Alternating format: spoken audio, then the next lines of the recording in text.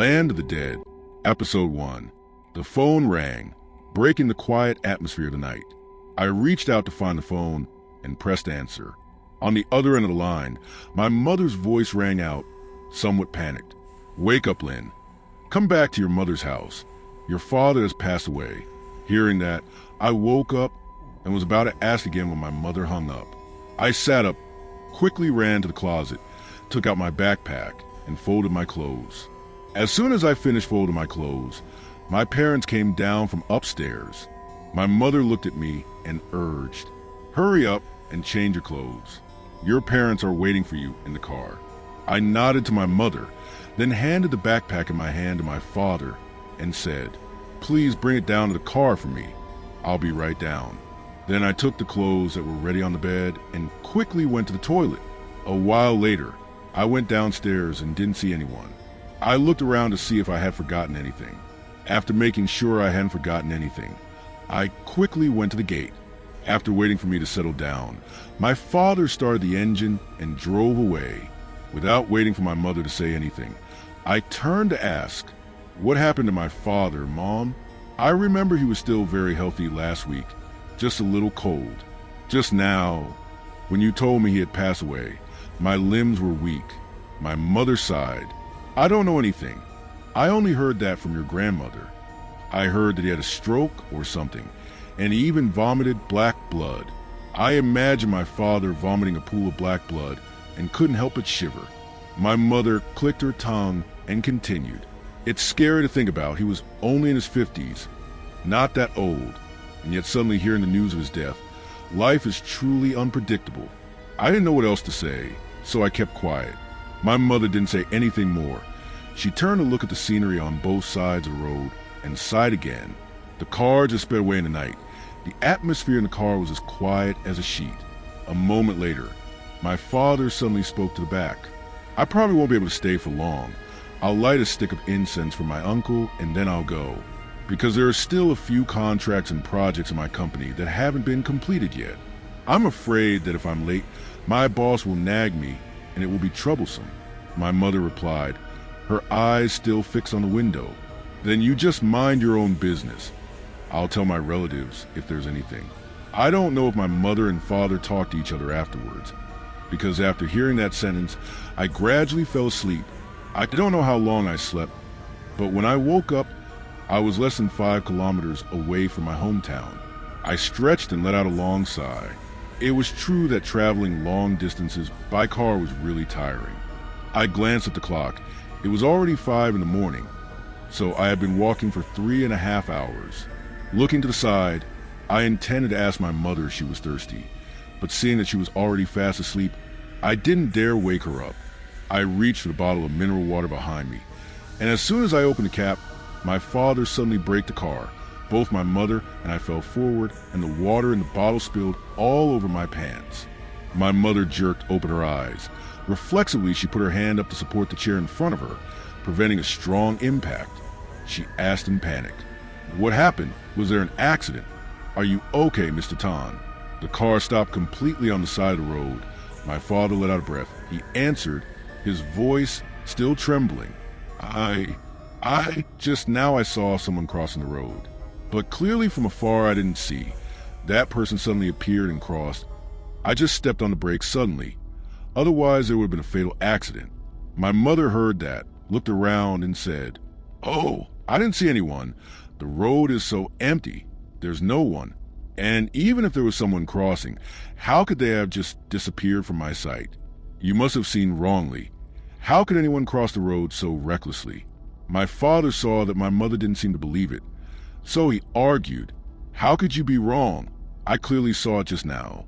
My mother turned her face to the window and asked back, "Then show me. Where is that person? If there was someone, how could they go so fast? Look, this road is so empty. There's no place to hide. You can see everything with just one look." My father frowned and didn't answer. My mother continued, "Well, you must be tired, so you just ignored me. Let me drive. You should rest." After saying that, she moved to the driver's seat. My father clicked his tongue and said nothing. He leaned over to the seat next to her to give her the seat. I glanced around before the car continued to roll. I looked to both sides and saw nothing. I breathed a sigh of relief, thinking that my father must have been dizzy from fatigue. I withdrew my gaze and looked at the phone in my hand. Suddenly, my whole body stiffened. Sweat poured down my forehead and palms. It seemed that I had just seen someone's figure in the rearview mirror. Because I had only glanced at it, I couldn't see clearly. I carefully raised my head. My heart kept pounding, and my whole body was limp.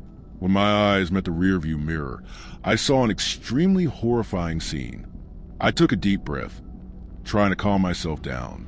This was not the first time I had seen something unclean, but I still felt extremely scared. Since I was little, I had seen things that others could not see.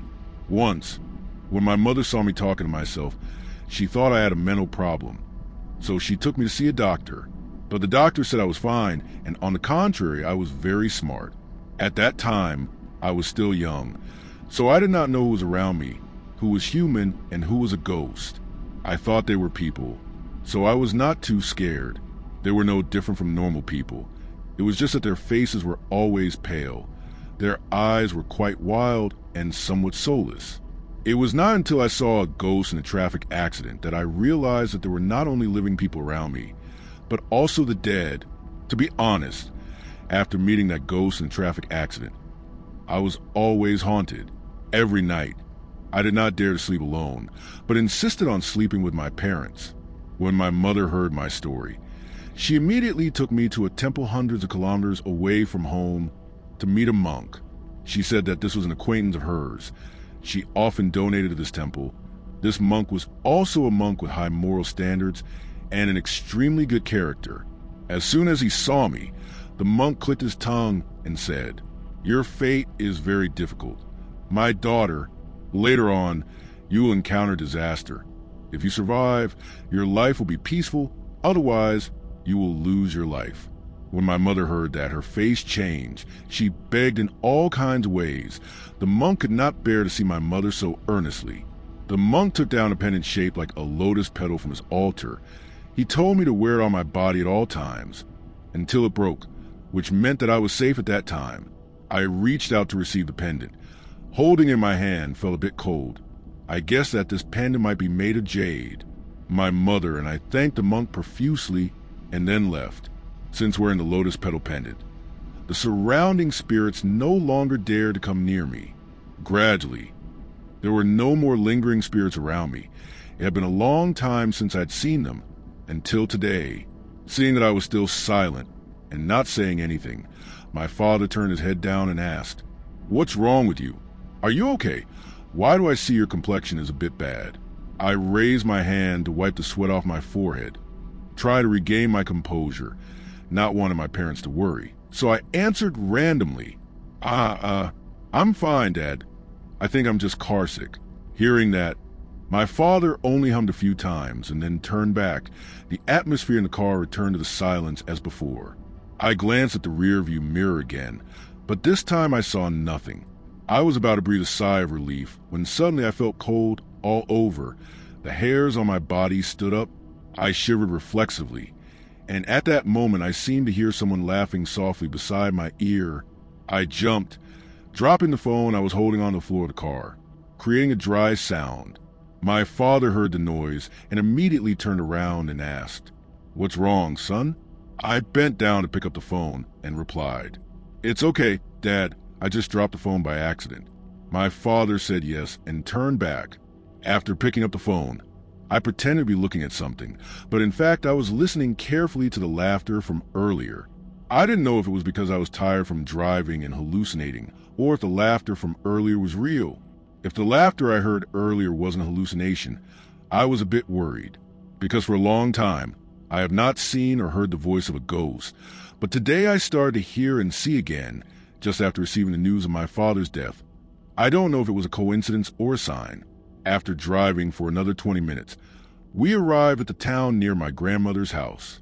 From here, we still had to go another 2 kilometers, but because the road to my grandmother's house was inaccessible cars, we had to park our motorbikes in town and take a motorbike taxi. After parking our motorbikes, my parents and I were about to find a motorbike taxi when my mother's phone suddenly rang. My mother took out her phone to check, and then turned to me and my father. "Mom is calling." After saying that, my mother pressed answer. After my mother and grandmother finished talking, I asked, "It's only 5:30 in the morning. How can we find a motorbike taxi to go to my grandmother's house now, Mom?" My mother just put the phone in her pocket. She replied, "Grandma just called me, asking if I had arrived yet, so she could ask Uncle Nam and Uncle Bay to come and pick up our family." When I heard that, I just nodded and said nothing more. My father and mother also stood silently with their arms crossed beside me. The early morning air was a bit cold. I shivered slightly. I looked around. The town was now gradually having people coming and going. The atmosphere was no longer silent, but gradually became more bustling. After standing for a while, my father suddenly asked, "Do you and Grandma want to eat anything? I will go buy some." Hearing that, I thought for a moment and then replied, "How about I eat some steamed buns, Dad?" As soon as I finished speaking, my mother chimed in, "Then buy me a loaf of bread." My father nodded and walked across the street, blending into the crowd. A moment later, he returned, holding about a dozen steamed buns and a dozen loaves of bread. I opened my eyes wide in surprise and asked, "What did you buy that made you so many?" "I bought them for my aunts and uncles to eat, son." As soon as my father finished speaking, my 7th and 5th uncles also came out. Seeing them, my father greeted them. "Hello, how are you two doing?" My 5th uncle gave his father a helmet and replied, "Are you and your family doing well? Are you okay these days? Your work and health are fine too." After saying that, my father got on a motorbike and sat behind my 5th uncle. After putting on the helmet, my father turned to ask Uncle 7, "Can you take my wife and children, or if not, you and Uncle 5 can take my wife and children in first. I can stay and wait." Uncle 7 heard that and waved his hand and said, "My steering is very weak. I can only carry one person." Aunt 5 asked Tuan to come out too. He must be here soon. After Uncle 7 finished speaking, my mother pointed forward and asked, "Is that him, Uncle 7? Uncle 7 looked at the young man driving the broken-down motorbike from afar and nodded in confirmation. "That's right, it's him." Hearing that, my mother turned to me and said, "Then I'll go with Uncle 7. You go with Tuong. It's been a long time since we've seen each other. I'll give you two some space to catch up." Saying that, without waiting for my consent, my mother and father got on the motorbike with Uncle 5 and Uncle 7 and sped away. I could only smile bitterly as I watched the backs of both of them.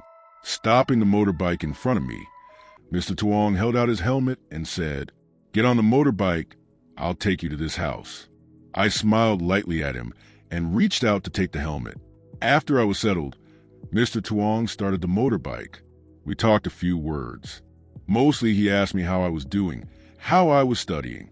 I only answered his questions because I was a bit shy and didn't dare to talk to him.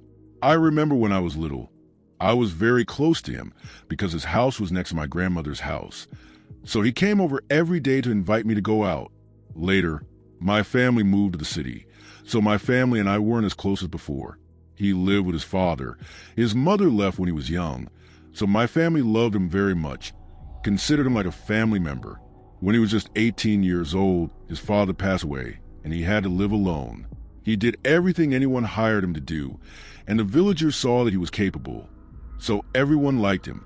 He also often came to look after and befriend my grandmother when she was sick. To be honest, my family was very grateful to him. When we first moved to the city, my mother was always worried, afraid that my grandmother would be alone when she was sick and no one would take care of her. My grandmother only had my mother, so when my mother left, she was very sad. But because she was worried about the future and wanted her children and grandchildren to have a better life, my grandmother never said a word of complaint. Later, knowing that Mr. Tuong often came to take care of her, my family gradually felt more secure. When we were almost at my grandmother's house, Mr. Tuong suddenly spoke up, his voice a bit hesitant. Lin, I knew you were coming back today, so I caught some crabs for her. If you don't mind, please accept them to make me happy." I smiled and said, "I have a gift for you. So you're happy. Why wouldn't you accept it? But it's been a long time since I last saw you like eating crabs." Tuong seemed to let out a sigh of relief when he heard me say that. He laughed happily and said, "Oh my, I don't remember what you like to eat. Tomorrow I'll go out to the fields to pick some wild cotton flowers to cook sour soup for you. But this time you'll be back for a long time. I plan to stay for a few months this time, because I just graduated. I'm planning to take a few months off and then apply to teach at a school in the city." Tuong was amazed when he heard that. "You're really good, Lin." I smiled. "It's normal, brother." "Oh, and this time you're back. I have a gift for you." He nodded and replied, "I'm happy that you're back. No need for gifts." Tuong had just finished speaking when he arrived at his maternal grandparents' house. I got off the bike, took off my helmet, and gave it back to him, not forgetting to thank him. I went inside the house, saw all the relatives. I quickly said, "Yes, Uncle and Aunt. I just got home." Grandma quickly walked towards me. She hugged me. She choked. "I missed you so much, Lin." I also hugged Grandma tightly. She patted my back a few times and let me go. She said, "Come on, eat and rest. You're already weak, and traveling at night like that must be tiring." I said yes and followed Grandma to the back house. After eating and drinking, I went to the front house, saw that all the relatives had returned and my parents were nowhere to be seen, guessing that both of them had gone to Grandpa's house to burn incense and help Grandpa's family with the funeral. I went to Grandpa's altar, lit a stick of incense for him. After praying, I put the incense in the incense burner. The incense stick was just inserted into the incense bowl when it immediately went out. I picked up the lighter and lit it again, but the incense stick went out as soon as it was inserted into the bowl. I turned around to call my grandmother to come up and help when the incense bowl suddenly caught fire fiercely. Seeing that, I panicked and shouted loudly, "Grandma, Grandma, the incense bowl is on fire." My grandmother was downstairs and heard me shouting, so she quickly ran up, seeing the incense bowl still burning. She was a bit absent-minded. She took a few steps back, her lips trembling, but she couldn't say anything. After a while, she regained her composure, quickly went into her room, and took out a red incense stick. At first glance, I didn't know what material it was made of. My grandmother lit the incense stick, then mumbled something. Then she inserted the incense stick into the burning incense bowl. Immediately, something strange happened. The flame in the incense bowl gradually diminished and then went out completely. My grandmother breathed a sigh of relief, and I also felt relieved, not to mention spirituality. The whole house of my grandmother was thatched with leaves. If the fire spread, it would be extremely dangerous. My father and mother wanted to let my grandmother stay in the brick house for safety, but my grandmother refused, saying that the thatched house was cooler and more comfortable. I took a deep breath to calm myself down and asked, my voice still trembling, Why? The incense bowl suddenly caught fire, Grandma."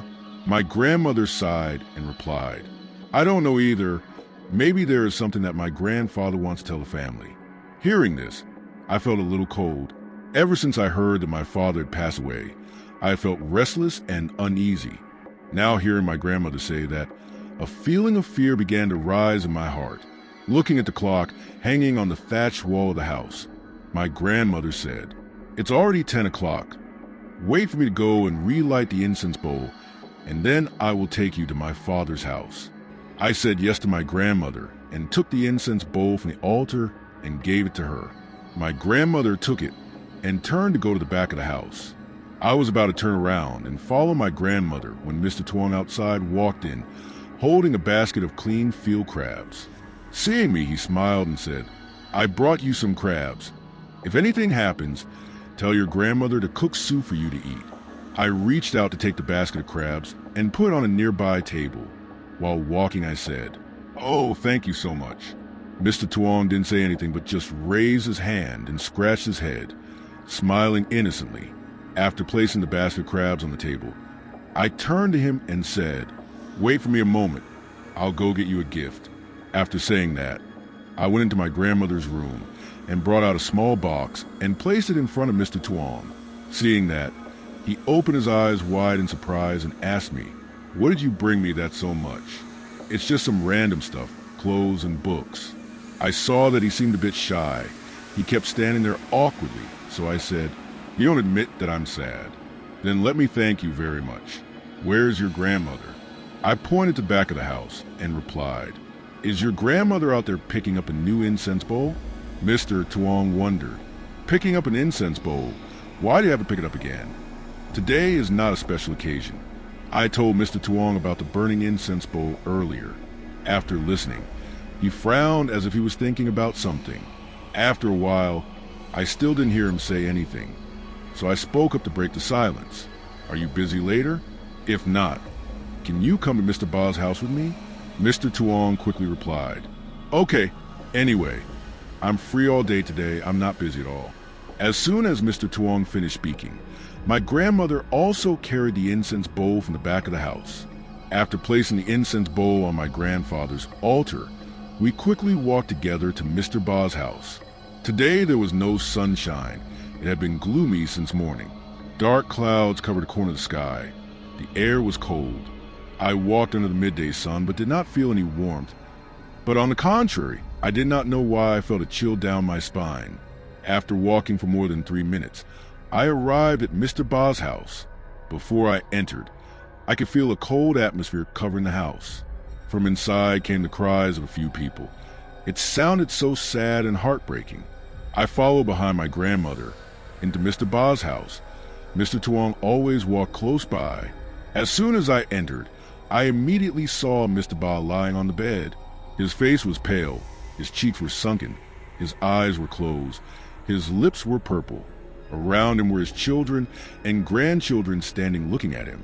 Some wiped their tears, others held his hand.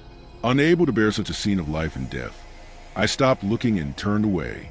I looked for my parents, but couldn't find them. I wondered where they had gone. I looked again and saw them sitting and talking to neighbors. Because there were so many people, I didn't see them at first glance. I intended to go over and say hello to everyone, but seeing that everyone was much older than me, I felt a bit shy, so I stopped. Mr. Tuong, standing next to me, didn't say anything either. He just kept looking around. While I was standing there in a daze, someone suddenly patted my shoulder, making me jump. I turned around and realized it was Han, my childhood best friend. Seeing me, she was happy. "You just got back. When did you get back? Why didn't you tell me?" I rushed over and hugged her, saying, "I just got back. I came back in a hurry to go to the funeral of this old man. How could I tell you in advance?" I let her go, took a few steps back, and looked at her from top to bottom. I had to admit that my friend was getting prettier and prettier. She had long, smooth, jet black hair, big, round, jet black eyes, a round, chubby face, combined with skin without any freckles. She was truly the beauty of this village. Tuong, Han, and I went to the empty table in the yard. The three of us sat there and talked for a long time. Han kept asking me questions about everything under the sun. I was happy to answer all of it. The rain started to fall, a light drizzle that gradually turned into a heavy rain. Dark clouds gathered more and more. It was only nearly 4 o'clock in the afternoon, but it felt like 7 or 8 o'clock in the evening. I felt like I couldn't sit outside any longer because the rain was getting heavier. I stood up and said to Han, "Let's go inside. We're all wet out here, or we'll get sick again." We had just entered Mr. Ba's house when the rain turned into a heavy rain. It was pouring down. The lights were on inside the house now. It wasn't as gloomy as before. I turned to ask Mr. Tuong if he had eaten anything this morning, when suddenly there was a loud thunderclap that made me jump. All the lights in the house immediately went out. The whole house was plunged into darkness. I screamed in fear. It seemed that just now, before everything was engulfed in darkness, I saw the body of the third uncle with its eyes wide open. I was extremely frightened. My whole body was limp as if I had no strength left. Seeing me staggering as if I was about to fall, Tuong immediately reached out to support me. He worriedly asked, "What's wrong? Are you okay?" I couldn't breathe. My lips were trembling, but I couldn't say anything. Han saw that and immediately took out his phone and turned on the flashlight. He looked at me and asked, "What did you just see that made you look so panicked?" I hesitated, not knowing whether I should tell Han what I just saw or not. I was afraid that she wouldn't believe me and would think I was crazy. Tuong didn't say anything but just frowned at me and then looked at the bed where the third uncle's body was. The three of us didn't say anything to each other, just silently looking at each other. Outside, the rain was getting heavier, with no sign of stopping. The cold air rushed in with the rain, making the already cold house even colder. A moment later, Tuong spoke up to break the silence. "Did you see something unusual about Mr. Ba's body just now?" I opened my eyes wide in surprise and asked, "Oh, how did you know that I saw something unusual about Mr. Ba's body?" Without waiting for Tuong to answer, Han interrupted. "Don't you remember that Tuong's father is a famous sorcerer in this area? Of course, like a son, right? Tuong not only inherited all of his father's magic spells, but he also practiced them very well. So if there's anything, don't worry and tell him. I know that your father is a sorcerer, but I only heard Han say that you know magic spells." I turned to look at him, as if to ask him if what Han said was true. Mr. Tuong did not answer, but only nodded in confirmation. Seeing that, I felt reassured and told Mr. Tuong everything, from the ghost I saw when I came back here, to the incense bowl on fire, the feeling of restlessness and insecurity, and the incident where Mr. Ba's body had just opened his eyes. After hearing that, Mr. Tuong frowned even more. His eyebrows seemed to be about to stick together. He did not say anything more. Han and I had to wait silently for him, see what he would do, until the electricity came back on. He still did not say anything, so I pointed some empty chairs in the corner of the house and said, "Why don't we go sit there?" Mr. Tuong nodded and quickly walked in the direction I pointed. Han and I quickly followed. Passing the bed where Mr. Ba was lying, I gathered all my courage and stole a glance. On the bed, Mr. Ba's body was still lying motionless, eyes still closed, the same posture as before, no change at all. I thought to myself, was I seeing things or something? But I clearly saw it just now. It couldn't be seeing things. Brother Tuong pointed to the chair next to him, signaling me to sit down there. After I sat down, he spoke up and said, "What you saw just now was real, not an illusion. It's just that what you saw was caused by the spirit of Mr. Ba. He knew you saw him, so he wanted to tease you. As for the things you told me just now, I really can't guess if there's any deep meaning or not. It could just be a coincidence. Don't think too much about it." Han heard Tuong say that and agreed. "That's right. Don't think too much and worry. If there really is a ghost, Tuong will take care of it. What's there to be afraid of?" Tuong didn't say anything but just smiled when he heard that. Although I knew that there was nothing serious, I didn't know why I kept feeling worried. We just sat there in silence for a long time. No one said anything to each other, each of us lost in our own thoughts. The rain was not as heavy as before, but it had turned into a strong wind. I shivered, because a cold wind had just blown by. Tuong saw that and quickly said, "Do you feel cold? If so, take my jacket and wear it." I shook my head and replied, "No, I feel fine." Then I took out my phone and turned on some music to kill time, waiting for the rain to stop, and then returning to my grandparents' house. Waiting until the rain gradually stopped. It was almost 6 o'clock in the afternoon. I stood up and looked around for my grandmother and parents. From afar, I saw them walking towards me. Stopping in front of me, my grandmother said, "Let's go home. It's late. Go home and eat and rest so that tomorrow your parents can go back to the city." Hearing my grandmother say that, I turned to my mother in surprise and asked, "Oh, didn't you tell me to stay? Only your father will go back?" My mother sighed.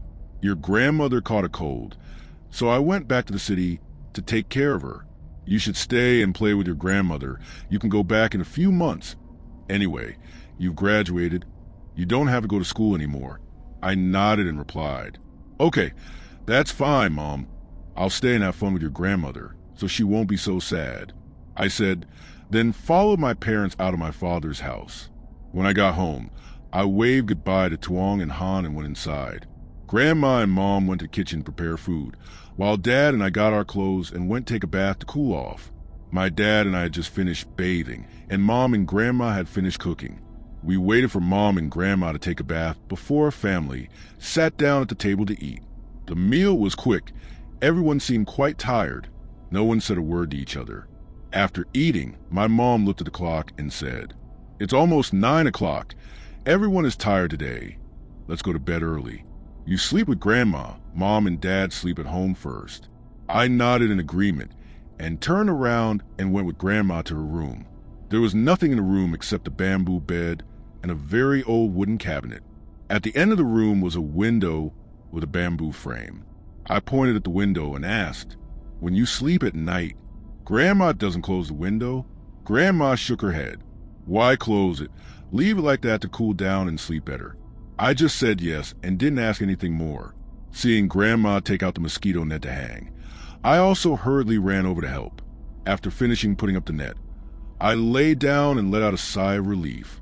I was really exhausted today, all the things that made my nerves extremely tense. So now I had just laid down for less than 5 minutes, and I fell asleep without realizing it. While I was sleeping soundly, I kept hearing some kind of rustling noise in my ear that kept me from falling asleep. I listened carefully to see where the sound was coming from. After locating the source of the sound, I began to feel confused. It seemed like the sound was coming from the window. The sound became clearer and clearer in the quiet night. If I heard correctly, it was the sound of fingernails scratching on the wooden frame of the window. Just when I was at a loss for what to do, the sound suddenly stopped. I was about to breathe a sigh of relief when suddenly the sound of someone crying came from the window. I started to sweat coldly, knowing that I might be haunted by some kind of spirit. I intended to turn around and wake my grandmother up, but I couldn't move, not even a fingertip. My throat felt like it was being squeezed. It was difficult to even breathe, let alone call for help from everyone in the house. Because I wasn't getting any oxygen, my whole body felt extremely uncomfortable. I used all my strength to struggle. My mouth kept mumbling incoherently, but my efforts seemed to be meaningless. I still couldn't breathe. My mouth still couldn't say a word. My eyes gradually blurred, and my whole body had no strength left. Just when I thought I was about to die, I suddenly felt like someone was shaking my whole body very hard, along with my grandmother's voice ringing in my ears. Wake up, Lynn. What's wrong with you? Lynn. Wake up quickly. Don't scare me, my child." I sat up, opened my eyes wide. Seeing my grandmother sitting next to me, looking at me with worried eyes, I raised my hand to wipe the sweat off my face. My whole body was still shaking. The feeling of fear still clung to me. My grandmother put her hand on my forehead to feel if it was hot. While doing so, she said, "What's wrong with you? Did you have a nightmare?" Grandma saw you sleeping and suddenly started mumbling, then started kicking around. I kept calling you, but you didn't wake up. I was so worried. I answered in a whisper, "Yes, I had a nightmare, Grandma." I told my grandmother about the dream I had just had. While I was telling her, my parents outside the front house heard the commotion and came in. They both sat and listened to me recount the whole story. After listening, my father immediately said, "You must have been daydreaming because you were tired. It's okay. Go back to sleep to regain your strength." After saying that, my parents went back to front house. Only my grandmother seemed to believe what I had said. I saw my grandmother frown. Her face looked very worried. After thinking for a while, my grandmother suddenly stood up and went to front house to do something. I didn't dare to sit in the room alone at that moment, so I got out of bed and followed her. When we got to front house, my grandmother quickly walked towards my grandfather's altar. It turned out that my grandmother had come out here to burn incense for him. Grandma lit 3 incense sticks and prayed softly, but I was standing close by, so I could hear a few sentences. "Grandpa, if you are spiritual, please remember to bless Lynn. These past few days she's been having all sorts of ghostly things happen to her. I am always worried." After praying, Grandma stuck the 3 incense sticks into the incense burner. Standing there looking at Grandpa's portrait, which was dimly lit by the smoke, Grandma turned and walked back to her room. I looked at Grandpa's portrait one more time, then followed Grandma. I didn't know if I was hallucinating or not, but I kept seeing Grandpa's face in the portrait looking sad. I shook my head, shaking away that silly thought. Once inside the room, Grandma handed me a golden amulet, saying this amulet was drawn by Tuong for Grandma to help Grandma sleep better. Without having nightmares, try putting it under your pillow and see if you sleep better. I reached out to receive it, not forgetting to thank her. After putting the talisman on my pillow, I lay down and closed my eyes, trying to lull myself to sleep. I tossed and turned but couldn't fall asleep again. My grandmother lying next to me had been breathing steadily for a while. I kept thinking about what I had experienced today, how everything had come so quickly. People say it's true, bad luck often comes to you all at once. It was just a short day, but I had experienced one feeling of panic after another. I just hoped that it was all just bad luck, and that tomorrow would be fine. I tried to comfort myself, but I still couldn't shake the uneasy feeling in my heart. I kept thinking, and then fell asleep without realizing it. I didn't know how long I had slept. I only knew that when I woke up, my grandmother was no longer beside me. I turned on my phone to see. It was only 8 in the morning. I got out of bed and went to the back of the house to do my personal hygiene. Passing by the kitchen, I saw my parents and grandmother cooking something in there. Seeing me, my mother immediately said, "You're awake? Brush your teeth, wash your face, and come out to have breakfast with the whole family." I didn't answer, but just nodded to my mother. After finishing my personal hygiene, I went into the kitchen and sat down on the empty chair next to my father. Today's breakfast was rice noodles cooked by my grandmother. Looking at the attractive bowl of rice noodles in front of me, I couldn't eat. Seeing my slightly bad complexion, my father immediately asked with concern, "Are you not feeling well? Why do I see your complexion is so bad?" I forced a smile and replied, "I'm fine, Dad. I probably didn't sleep well last night." "Then don't go to my father's house today. Just stay home and rest." To be honest, I didn't intend to go there today because I was a bit tired. I didn't know if I could bear to see too many scary scenes. Hearing my father say that, I agreed, "Yes, Dad. I'm just going to hang around at my grandmother's house today." My father didn't say anything more when he heard me answer. Seeing that my grandmother wasn't eating but was going somewhere, I raised my voice and asked, "Why aren't you eating? Where are you going?" My grandmother answered as she walked, "I'm going to ask Tuan to come over and eat with our family." A moment later, my grandmother returned, and Tuan followed behind. Sitting down at the table, he immediately turned to ask me, "Why do you think my complexion isn't good today? Are you sick?" I stretched and let out a long breath. I replied, "I'm just a little tired because I didn't sleep well." Tuan heard that and immediately said, "I'll go to the field later and catch some snakehead fish to cook porridge for you." I smiled and replied, "Thank you very much. I've been craving fish porridge these past few days." After saying that, I focused on finishing my bowl of noodles, and Tuan didn't say anything more. After finishing eating, my father and mother went to the front house to watch TV for a while, waiting for Uncle Bay and Uncle Nam to take them back to town. As for Tuan, he went up the mountain behind the village to do something, I don't know what. Exactly at 11 o'clock, Uncle Bay and Uncle Nam came back, and my parents each hugged me before returning to the city. Before leaving, my mother held my hand and told me, "Mom, go home, listen to your grandmother. If I can arrange a time, I will come down to you right away, but if I miss home too much, I will go back to the city, okay?" Then she turned to my grandmother. "Okay, I'll go home, Mom. If anything happens, please take care of Lynn for me." My father also said, "Yes, Mom, I'm going home, Mom. Stay here and take care of your health."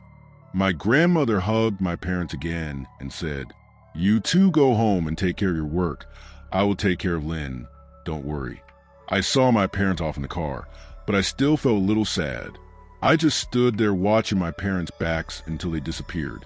Then I went back inside the house. Suddenly, a text message came in. I opened my phone to see. The screen displayed a notification that it was a message from Han. I clicked on it and saw that she couldn't come over to play with me today because she had to help her mother go to town to sell meat. She would come over in the afternoon. I sent her a message back saying that it was okay. I put my phone in my pocket, looked up, and saw that my grandmother seemed to be going somewhere. Seeing that, I immediately asked, "Where are you going, Grandma?" My grandmother reached down to take the conical hat from the wall. She replied, "Grandma will go help Mrs. Ba finish Mr. Ba's business. You stay home and play. Tuan will be back soon." I said yes and didn't say anything more. After Grandma left, I was so bored that I didn't know what to do. So I took out my phone and turned on a movie to kill time. I don't know how long I watched the movie.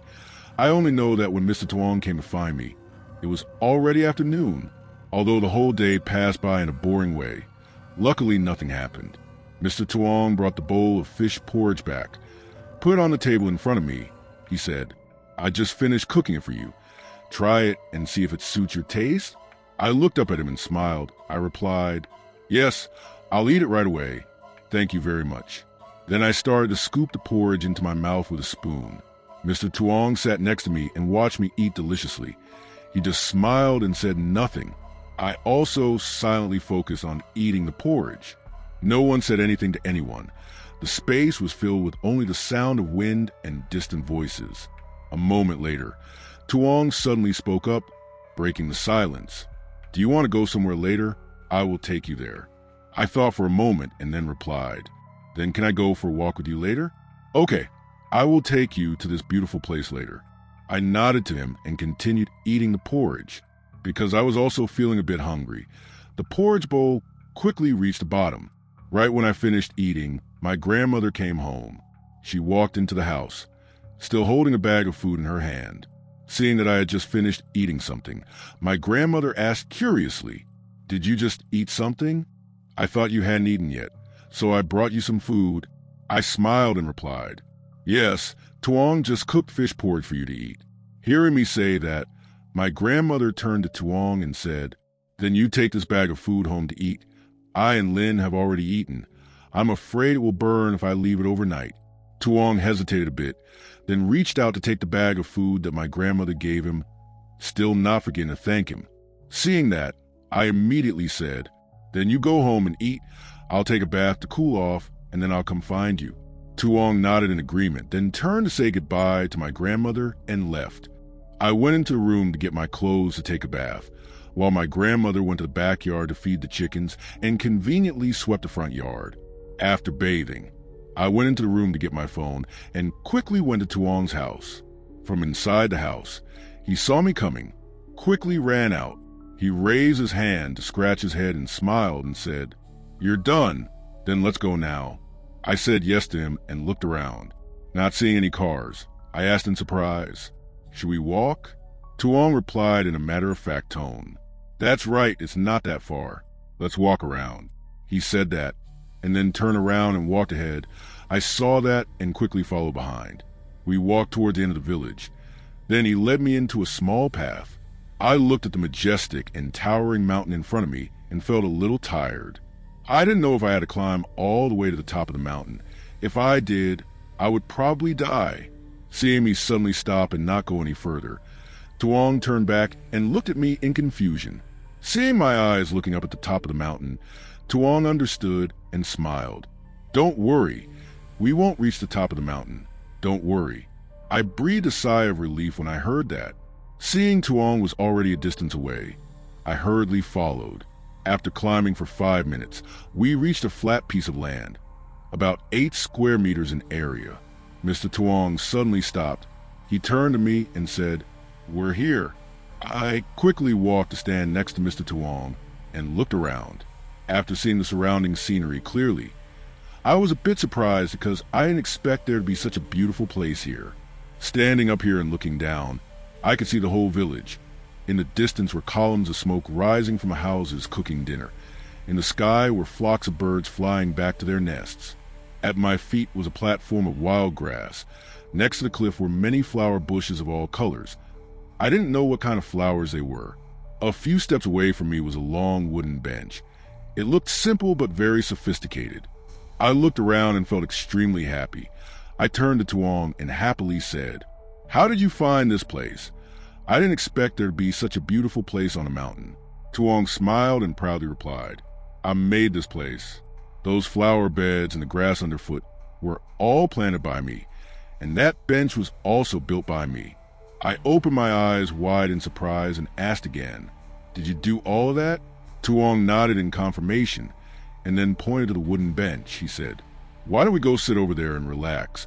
Otherwise your feet will hurt if you stand all the time at night." I nodded and walked toward where he pointed. After we had just sat down for a while, My phone suddenly rang. I took out my phone. The screen showed that Han was calling. I pressed answer. Before I could say hello, Han's voice rang out on the other end of the line. "Where are you? I just came to your house. Mrs. Nam said you went somewhere with Tuong." "Yes, I'm behind the mountain with Tuong." Han heard that and laughed and said, "This girl is not playing nicely. She's crazy about boys and abandons her friends." I blushed, not knowing if Tuong heard me or not. I stole a glance. Seeing that Tuong was not paying attention to me but was looking somewhere else, I breathed a sigh of relief. I snapped at her. "What are you talking about, you crazy girl? Tuong and I are just normal brothers." Han clicked her tongue and replied, Okay, we are brothers, friends, very innocent, okay." I didn't answer but just snorted. Han continued, "Okay, hang up now. Wait for me there, I'll be right there." I said yes and pressed the hang up button. Seeing that I had finished talking on the phone, Tuong immediately asked, "Han called you?" I put the phone back in my pocket and replied, "Yes." Han asked where I was so she could come out to play. Tuong just nodded and didn't ask anything else. I didn't say anything more either. No one said anything to anyone. All around us were the sound of the wind rustling, the birds chirping, and people laughing and talking. We sat there, chatting with each other. After a long time, Han still hadn't arrived, so I clicked my tongue and said absent-mindedly, "Strange, why hasn't Han arrived yet?" Tuong just frowned and didn't reply. After sitting for another 5 minutes and still not seeing her, I turned to him and said, "Why hasn't she arrived yet?" I remember it only took us 20 minutes to leave, but it's been more than 30 minutes and I haven't seen her yet. I don't know why I'm so worried. Tuong patted my shoulder to reassure me. "It's okay. Han probably has something urgent at home, so she can't come over. Let's wait for her a little longer and see what happens." I nodded, looking toward the path leading up here, hoping to see Han's figure. The last rays of sunlight were gradually fading away, giving way to the darkness. I looked at my watch. It was already 7:30 in the evening. I stood up and turned to Tuong. "Let's go to Han's house. I'm worried." Tuong nodded and stood up to go with me. Because Han's house was near the village gate, it took us nearly 30 minutes to get there. Standing in front of Han's house, Tuong called out loudly, "Han! Han! Han! Are you home?" After waiting for a long time, no one opened the door. The feeling of unease in my heart grew stronger. Just as Tuong was about to call again, someone slowly walked out of the house. When that person got closer, I realized it was Ni, Han's younger sister. Seeing us, she was surprised and asked, "Tuong, are you looking for my sister?" My sister went to Lin's house. As soon as she finished speaking, her eyes widened in surprise when she saw me standing next to him. She asked suspiciously, "Oh, Han came to my house. Why are you and Tuong coming to look for my sister now?" I frowned and said, "My sister did come to my house earlier, but at that time I was on the mountain with Tuong. I didn't see you anywhere, so I called to ask." "I just said I was on the mountain." After hearing that, "You told me to wait, and we came right away, but we waited for more than an hour and still didn't see you. Tuong and Ni were so worried that they came here to look for us." Ni was very confused when she heard that. She opened the gate for me to come in, and then quickly ran inside to find her parents. A moment later, it ran out, and Miss Ni and Uncle How hurriedly followed, both of their faces unable to hide their worry. Seeing me, Miss Ni immediately asked, "Didn't you see Han on the way here?" I nodded in affirmation. "Yes, that's right, miss. Tuong and I didn't see her." Uncle How frowned as if he was thinking about something when he heard that. A moment later, he urged, "So now our group should split up to look for Han. The sooner we find her, the less worried we'll be." Saying that, he turned around and led the way out of the house. Miss Ni stomped her feet a few times in frustration and then ran after her. As she walked, she muttered, "This little girl, she's so old, but she doesn't let her parents worry about her at all." We went down to the end of the village, then walked back towards the village gate, calling until our voices were hoarse, but there was no response. Han was still nowhere to be found, even though we had been searching for more than 15 minutes. I don't know why I feel so anxious. The feeling of unease is increasing day by day. Could it be that she was murdered by someone or kidnapped? But the villagers are all gentle. I don't believe they can do such cruel things. If it wasn't possible, then where could Han have gone? Shaking my head to get rid of the random thoughts, I quickly followed Mr. Tuong to the end of the village. While walking, he suddenly stopped, making me almost bump into him. I looked at him and asked, "Why did you stop?" Mr. Tuong turned around and stared at me, his face extremely solemn. He said, "I think Han is haunted by a ghost, dear." I was shocked and asked again, What did you say? Han is haunted by a ghost?" Mr. Tuong nodded heavily. I saw that and took a cold breath. I stammered, "So what should we do now?" Mr. Tuong frowned and thought for a while before answering. "Let me go ask around the village to see if anyone has a black dog. I'll borrow one. Ghosts can only fool mortals, but dogs and cats can't fool them." Hearing that, I quickly urged, "Then what are you waiting for? Let's quickly go find the black dog." We had just turned around and walked a few steps when Uncle Hao led a group of people towards me and Mr. Tuong. At first glance, I guessed there were more than 20 people. They also brought 3 black dogs. Mr. Tuong quickly walked to Uncle Hao's side. He took out a stack of golden amulets and gave them to him. He instructed, "When you go looking for Han, remember to keep this amulet on you. I'm afraid that Han is being hidden by a ghost. If you go looking for her, I'm afraid you'll be in danger. Remember, when you go looking for Han, if you hear someone calling your name, never turn around or answer."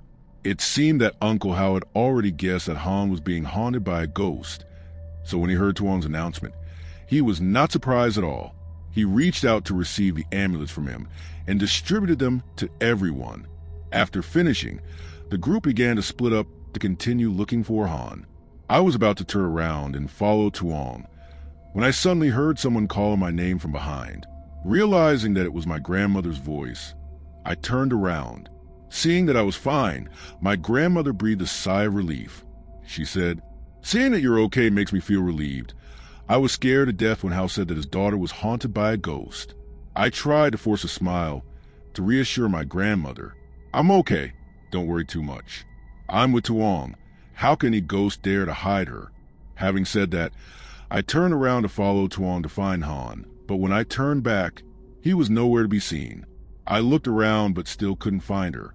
I sighed and went around the village with my grandmother to look for Han. The whole village was now filled with voices calling Han. It seemed like everyone in the village was helping Ms. Ni and Mr. Hao. Another hour had passed, but Han's whereabouts were still unknown. I sighed tiredly. Where could Han have gone? I kept looking around aimlessly. Suddenly, I was startled when I saw a figure standing near a banana bush near the entrance to the village's ghost-changing area. At first glance, I knew that it was not a living person because the person's feet did not touch the ground. I shivered. All the hairs on my body stood up. At that moment, Mr. Tuong walked over from afar. I quickly ran towards him, seeing my somewhat panicked face. He worriedly asked, "What happened to you? Are you okay, Lin?"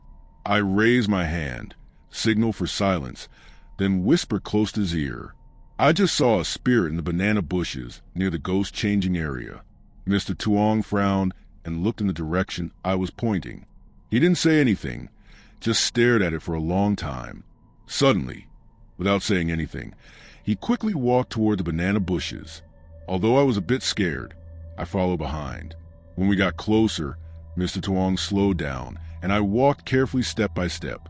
Mr. Tuong took out a red amulet from his pocket and threw it hard into the banana bushes. The spirit standing there was pressed by the amulet, made a sound, and disappeared. I breathed a sigh of relief and looked around. It seemed like no one saw the spirit or heard the sound it made. Mr. Tuong and I held flashlights in our hands and shined them into the banana bushes. Under the bright light, Han's figure slowly appeared. I happily shouted, "Han is here! Han is here, everyone!" But the joy did not last long. I almost fainted because of the terrifying scene before me. My stomach contracted a few times, as if I wanted to throw up everything I had eaten that afternoon. Inside the dark banana bush, Han sat with her head down. Her whole body was dirty, covered in mud. Her hair was disheveled. What was scary was that her mouth was stuffed with a pile of mud, along with dozens of worms. I shivered repeatedly. Seeing those worms crawling around in her mouth gave me goosebumps. The first to run over was Uncle Hal, followed by Miss Nee, seeing her beloved daughter in such a miserable state. Miss Nee could not help but let her tears flow. Uncle Hal shouted and then jumped over to pick up little Han. He put his hand in her mouth to scoop out the mud and worms. After finishing, he carried her and ran quickly home. I, Mr. Tuong, my grandmother, and Aunt Nee also quickly followed behind. When we got inside the house, Aunt Nee immediately went to get water to wash little Han's drowned body. When the neighbors heard the news, they crowded around Han's house. Everyone pointed and whispered to each other about something that I couldn't hear clearly. After she was cleaned, little Han gradually regained consciousness. Waiting until she was completely awake, Aunt Nee went to get water for her to rinse her mouth. It took several full buckets of water to rinse her mouth, to clean the mud inside little Han's mouth. Although little Han had regained consciousness, the feeling of anxiety in my heart did not decrease, but instead increased. Especially when I looked into her wild eyes, I felt a chill down my spine. She just sat there, not saying a word to anyone, not bothering to respond to any questions. Her face was pale, and her whole body kept shaking from time to time. Miss Nee worriedly asked, "What's wrong with you? Are you okay, Han, or do you have a fever? Answer me, Han. Don't scare me." But the only response to her questions was the terrifying silence of her daughter. Miss Nee looked at Mr. Tuong for help. Mr. Tuong saw Miss Nee's gaze and immediately went towards Han. He reached out to touch her forehead, then held her hand to check her pulse. Han didn't object, just let him do whatever he wanted. After finishing the examination, Mr. Tuong frowned and looked at Miss Nee and her husband. He said, "Han has possessed uncle and aunt." Miss Nee and Mr. House simultaneously changed their expressions. Everyone there heard that and simultaneously took a few steps back to keep a distance from Han. Miss Nee stammered and asked, "So what should we do now?"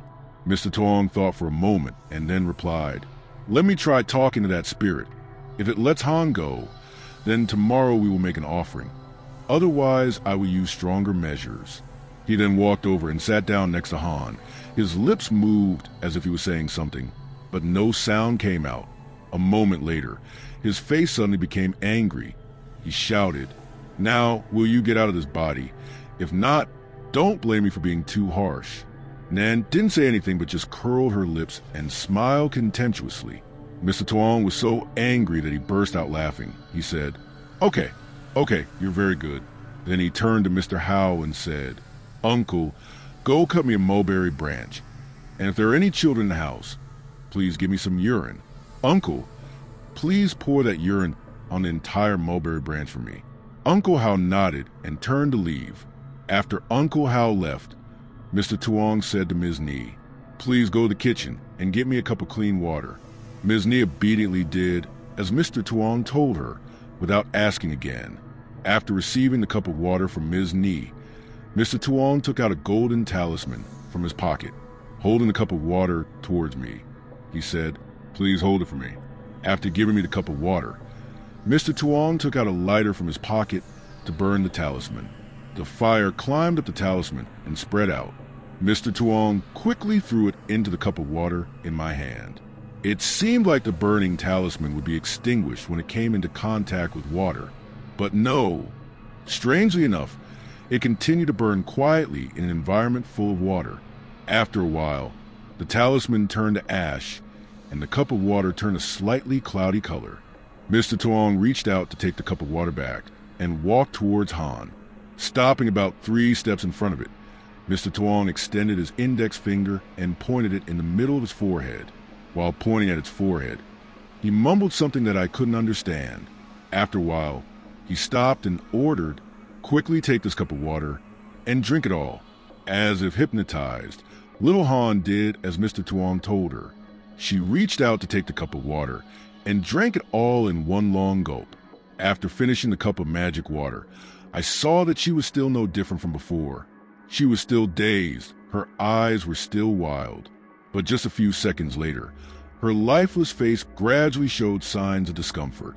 She held her stomach, lying on the bed in the middle of the house and rolling back and forth.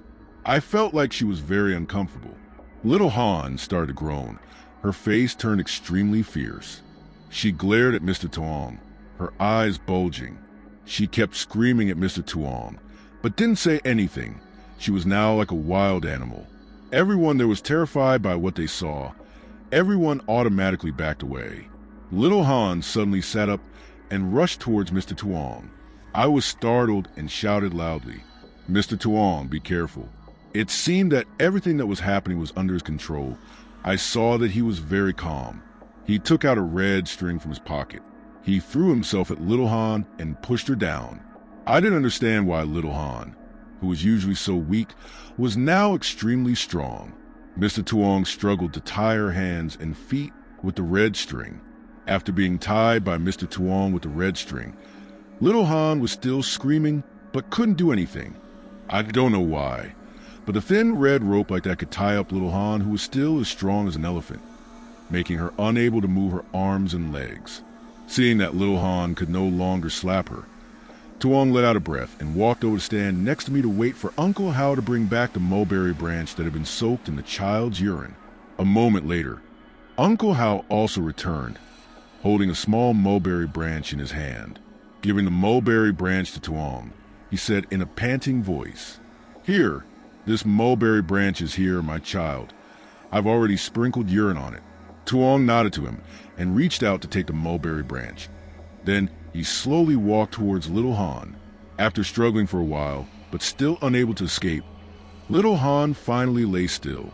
She opened her eyes wide and looked fiercely at Tuong, step by step, as she walked towards her.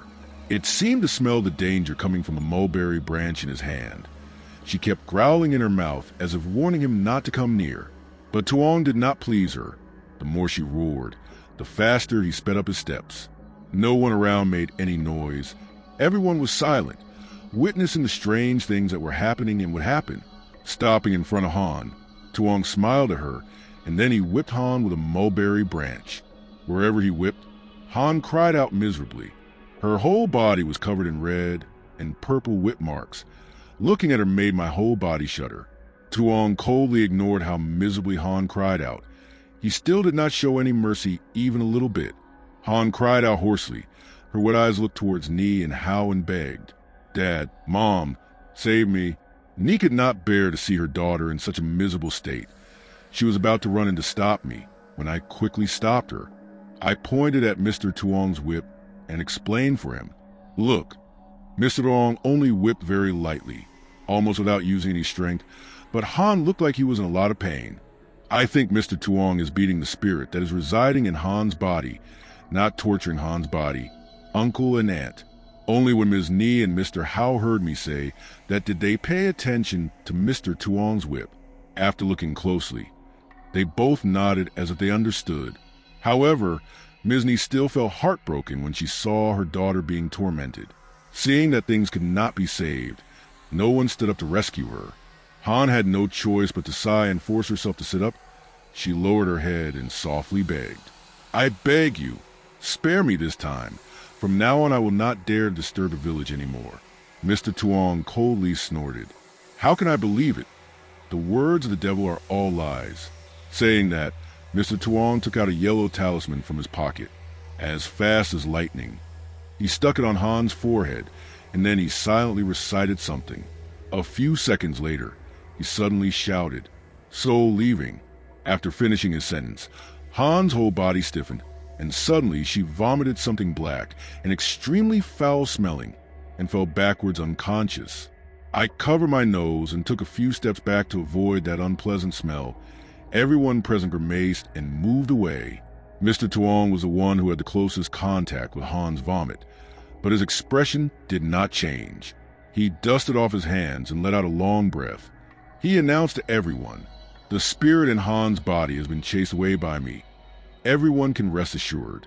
Miss Ni and Uncle Hao heard that and quickly ran over to check on their daughter's condition. Seeing that their daughter was still lying motionless, Miss Ni worriedly asked, "Why hasn't she woken up yet? Why are her hands and feet so cold?" Mr. Tuong reassured, "It's okay. It's because the spirit has entered her body. Her yang energy is reduced. That's why Han's hands and feet are cold like that. Go to the kitchen and cook her a bowl of ginger soup." When she wakes up, give her some a drink and she'll feel better right away." Ms. Ni nodded and quickly went down to the kitchen. Mr. Tuong wiped the sweat off his forehead and sat down on a nearby wooden chair to rest. My grandmother and I just stood there waiting for Han to wake up. After a while, she woke up. I quickly ran over and asked with concern, "How are you feeling? Do you feel uncomfortable anywhere?" Little Han frowned in confusion. "Why am I lying here? I was clearly looking for you." As she spoke, she tried to sit up. As she moved her whole body, she suddenly groaned and grimaced, saying, "Why does my whole body ache so much? My arms and legs are limp, and my head feels so heavy." I told her the whole story, and after hearing it, she shivered. She was so shocked that she didn't know what to say. At that moment, Miss Ni came in with a bowl of steaming ginger soup. Seeing that her daughter had woken up, she looked very happy. Sitting down in front of Han, she asked while feeding her, "Do you feel any discomfort in your body?" Han shook her head while drinking the soup. I looked carefully from top to bottom at her body again, with the intention of seeing the whip marks from earlier. But strangely, there were no more whip marks, only faint red marks where the whip marks were. It was really strange. After finishing the ginger soup, Han's mood improved. She stood up and stretched. Everyone there saw that she was safe and sound, so they all dispersed and went home. I approached her and asked in a low voice, "Do you remember what happened? Why did you crawl into banana bushes?" Han shook her head and replied, "I don't remember anything. I just remember that after hanging up the phone with you, I went straight up the mountain. But halfway there, I saw an old man sitting on the side of the road. I thought he was from the village, so I asked him if he needed any help, because I saw him sitting there crying. I approached him, and he suddenly raised his head. Do you know what? That old man was your father who had just passed away." I jumped, turned to stare at Han, and stammered, "What did you say? Was it your father's spirit?" No, Han nodded. I looked around. Everyone's face was filled with shock and confusion. An Tuong came over and patted my shoulder and said, "It's late. You and Grandma should go home and sleep." "It's okay.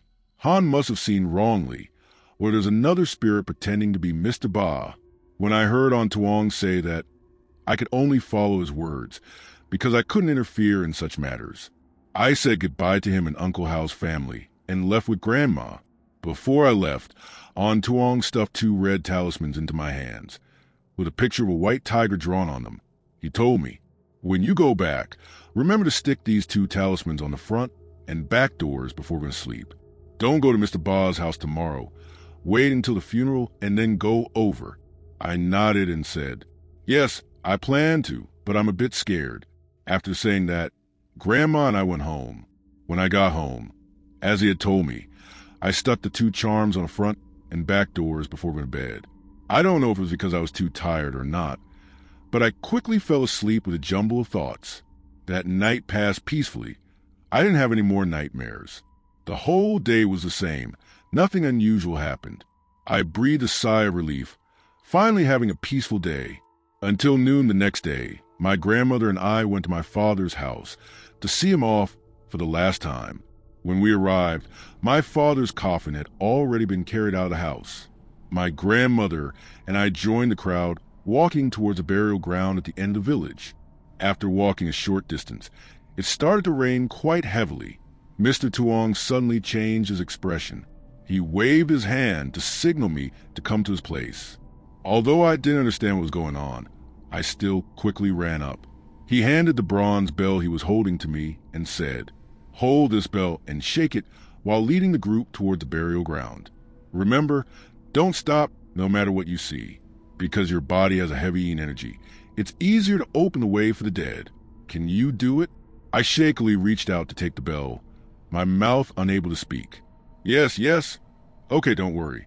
I had just taken a few steps when suddenly there was a commotion behind me as if something was going on. Just as I was about to turn around to see, Tuong suddenly said loudly, "No one is allowed to stop," because Tuong was considered almost a shaman in the village. His words always carried weight. Everyone heard his orders and followed them. A moment later, someone suddenly shouted, "The coffin is getting heavier. Tuong, we're almost done carrying it. Although I was extremely curious, I did not dare to disobey Tuong's orders and turn back, so I did not know clearly what was happening. Later, I found out that while walking, Mr. Ba's coffin gradually became heavier than before. Although there were 8 young men in the village carrying it, it was gradually too much for them. Seeing that, Tuong took out a red string from his pocket and wrapped it around Mr. Ba's coffin 7 times. Then he took out 8 golden amulets and gave each of the 8 young men carrying the coffin one. After that, Mr. Ba's coffin gradually became lighter, not as heavy as before. After walking a little further, suddenly in front of me, I saw someone walking towards me. When that person got closer, I was shocked to realize that person had no head. The head that should have been on his neck was held in his hand. My whole body trembled. Sweat poured out from my hands, on my forehead, and all over my body like a shower.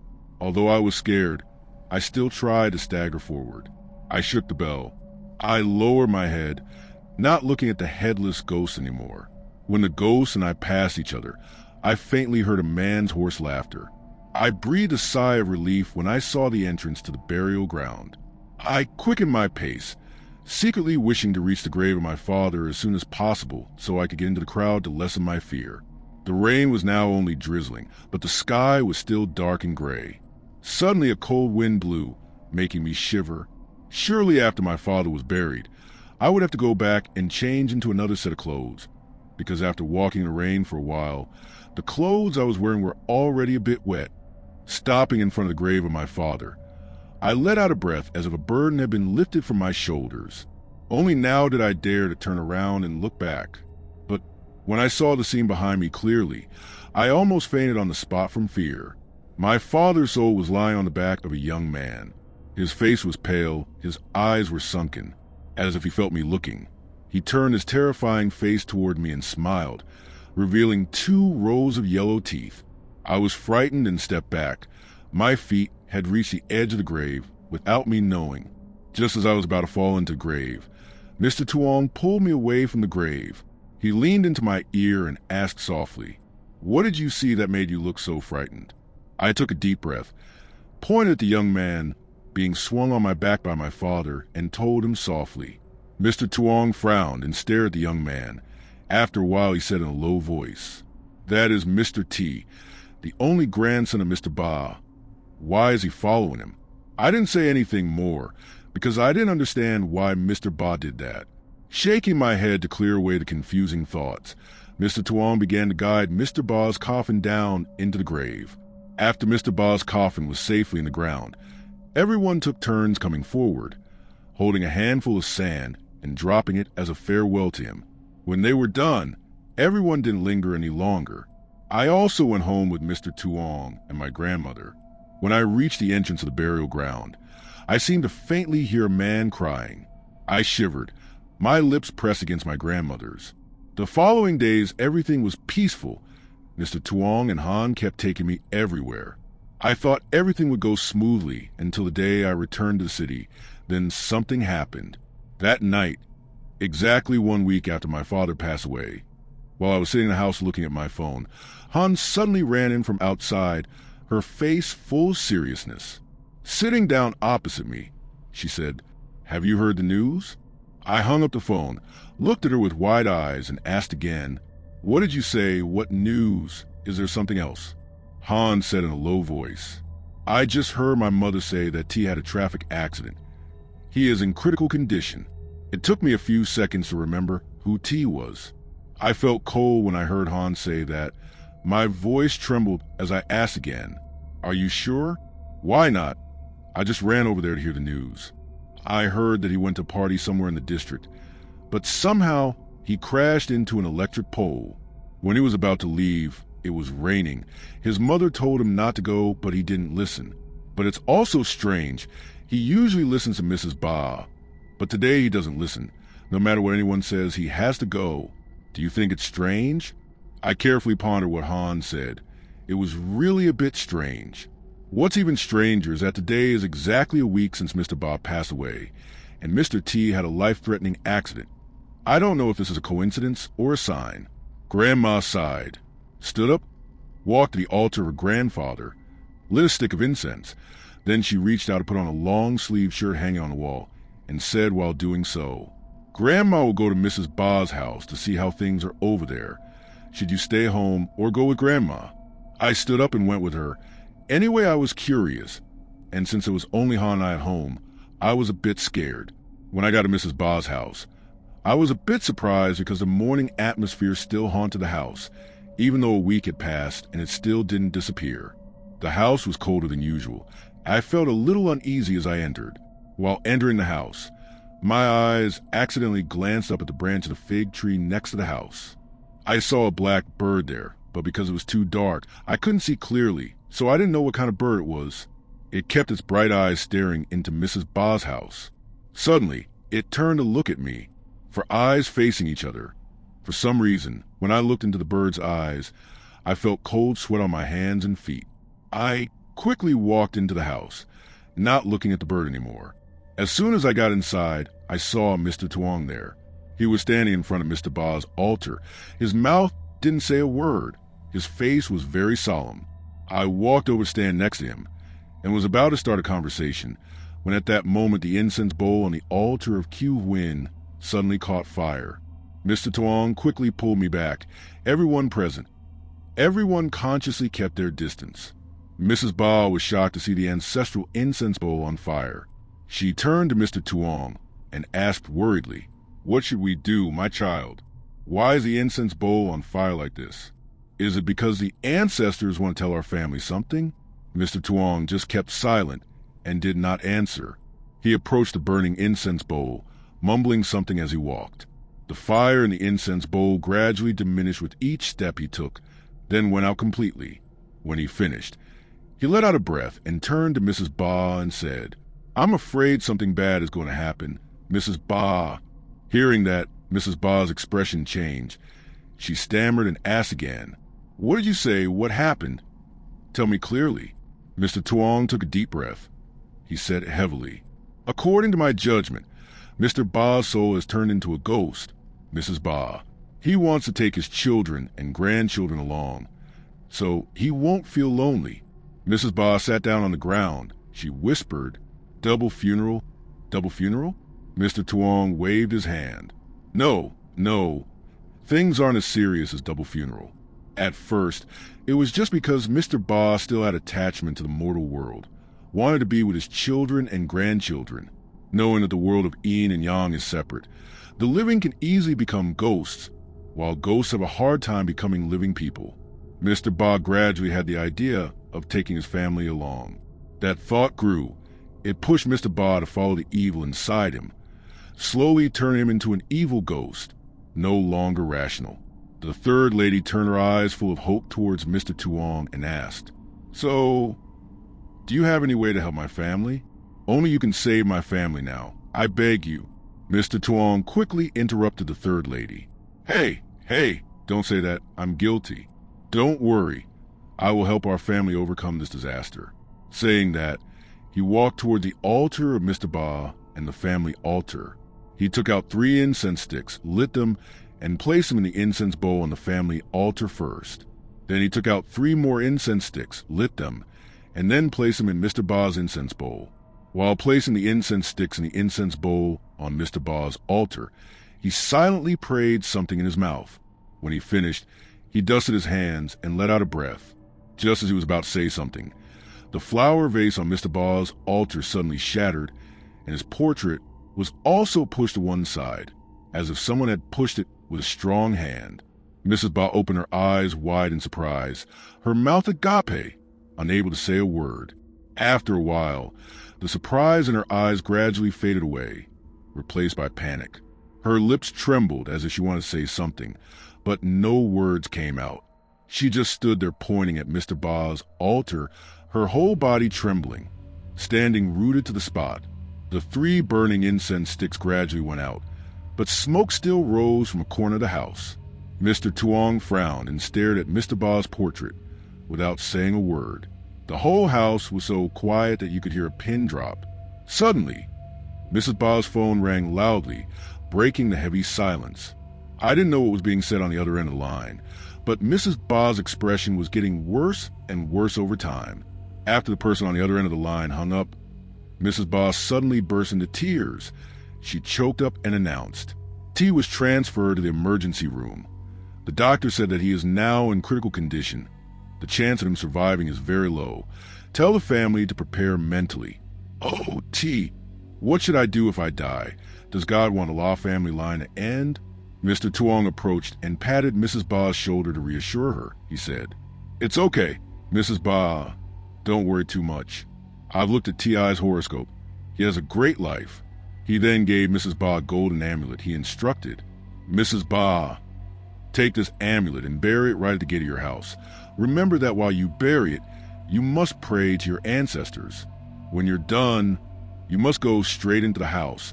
Remember not to look back, even if you hear someone calling. Do you remember what I said? Mrs. Ba nodded and turned to go out and do as Mr. Tuong had just instructed.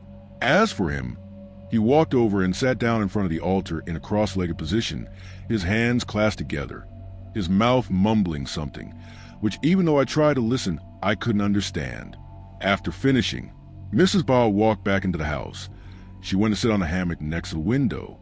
Looking at the window with her worried eyes, she sighed every now and then. I looked down at the clock. It was almost 10 o'clock. I looked over at my grandmother, saw her sitting next to Mrs. Ba and whispering something. I turned back to look at Mr. Tuong. He was still in the same position as before, not moving. Little Han pulled me to the corner of the house where there was no one, only a few rickety wooden chairs. As she walked, she said, You should stay here tonight. Don't go back. Right now it's safest to be with Mr. Tuong. You are inherently strong and easily see unclean things. Now if you go home to sleep alone, the possibility of being in danger is very high. Stay here. Tonight, I will stay here with you in Tuong. Time just passed. It was almost midnight. In the house now, only me and Mrs. Ba were still awake, and little Han and my grandmother had fallen asleep. I don't know when. Looking out at the front yard, my heart felt extremely heavy.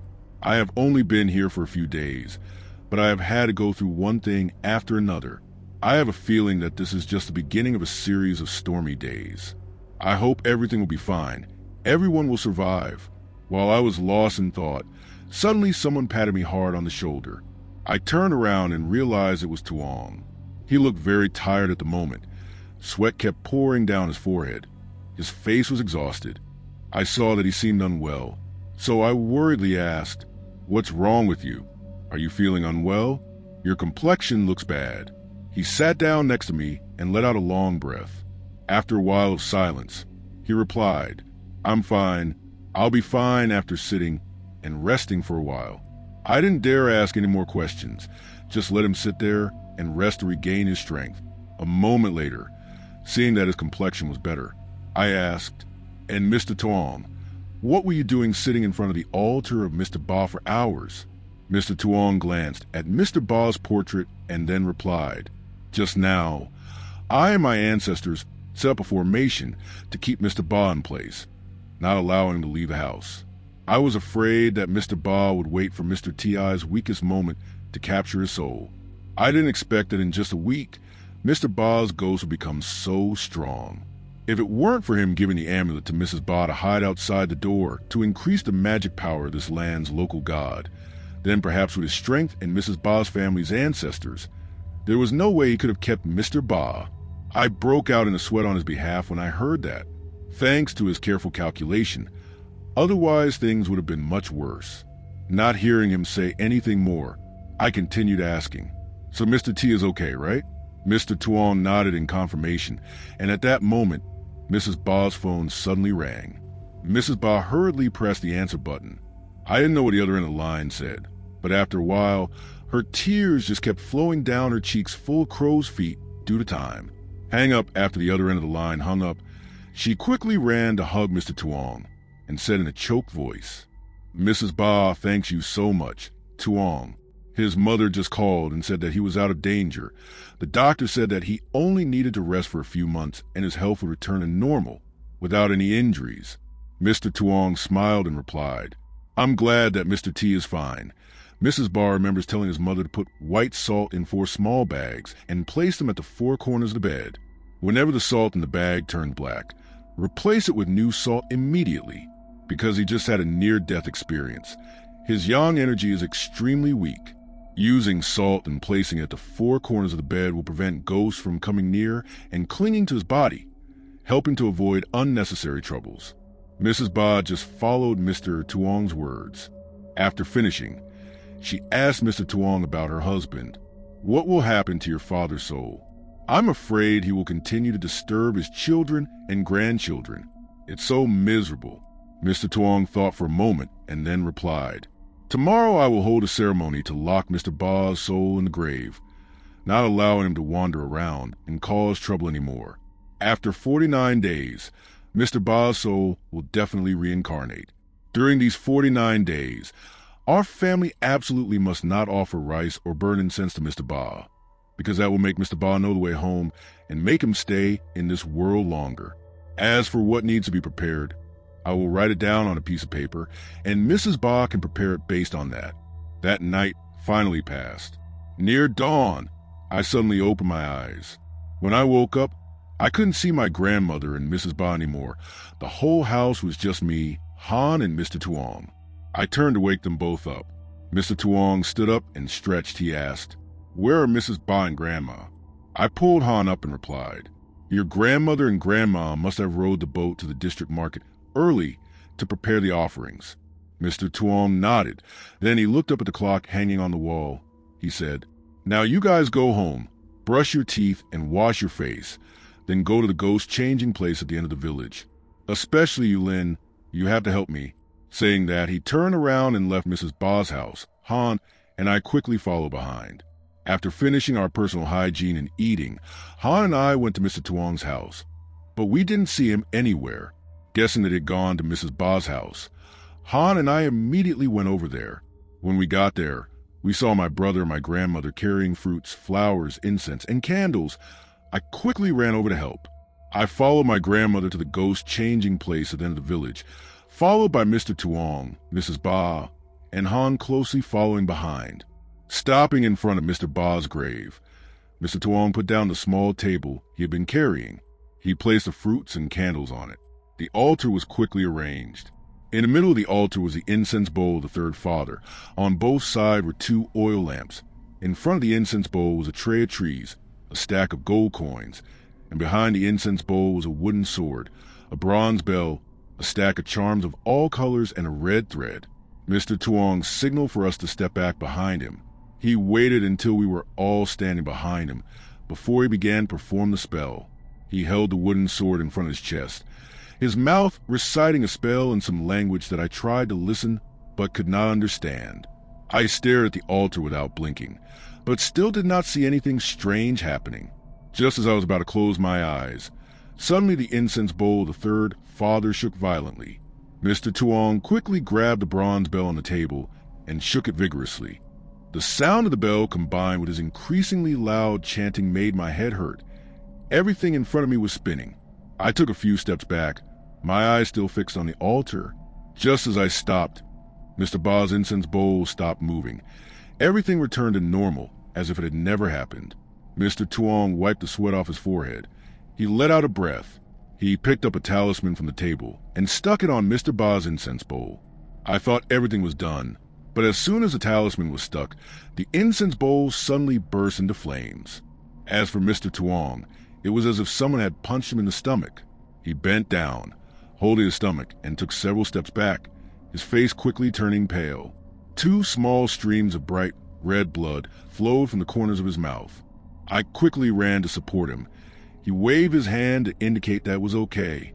Mr. Tuong put his middle finger in his mouth and bit it hard enough to draw blood. Then he used that finger to draw a squiggly character on the table, not knowing what kind of language it was. After drawing, he shouted loudly, Tran. After finishing speaking, Mr. Ba's incense bowl suddenly caught fire. Mrs. Ba saw that and was scared and cried out. My grandmother quickly hugged her tightly, in case she fainted from fear.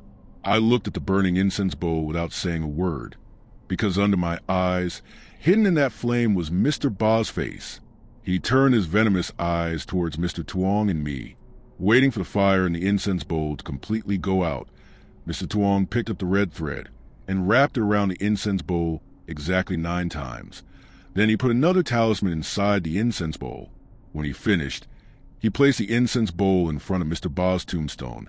He breathed a sigh of relief. He announced, "Everything is fine. Mr. Ba's ghost has been locked up. MT is safe, and Mrs. Ba's family doesn't need to worry about Mr. Ba causing trouble anymore. The only thing is that Mrs. Ba must remember what I told her. Absolutely do not disobey. Otherwise, all the effort you put into the soul-calming ceremony will be in vain." Mrs. Ba nodded. "Mrs. Ba knows. She thanks you very much. Without you, her family will have no descendants." "Oh, and what about this incense bowl? Should we leave it here?" "Yes, that's right. Mr. Ba's incense bowl. We will leave it here. When 49 days have passed, we will bring it back to continue worshiping."